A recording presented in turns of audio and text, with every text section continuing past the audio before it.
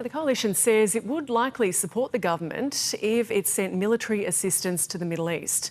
The government says it is considering a request for assistance from the Gulf states, but Foreign Minister Penny Wong insists Australia will not engage in offensive action against Iran. Reporter Isabel Rowe joins us now from Parliament House in Canberra. Isabel, what sort of military assistance are we being asked to send? Well, it's not clear what exactly we're being asked for, just that we are being asked to help with the protection of those countries against missile and drone strikes.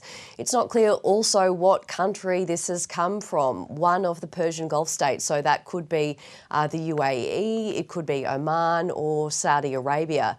The Foreign Minister Penny Wong says that she is considering this request, that she will be as transparent as possible about what Australia's decision is.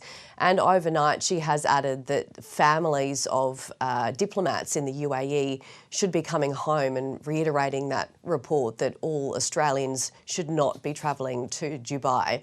Now, we've heard from the Shadow Foreign Minister, Ted O'Brien, this morning as well. He says it is ideal in these situations that a decision to send troops or technology would get bipartisan support, and he suspects the coalition would support the government if it chose to send troops or technology.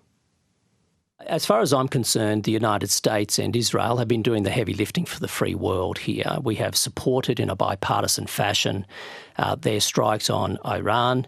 Now that we see other countries in the Gulf under attack and a request has been made of the Australian government, then we'll await the briefing.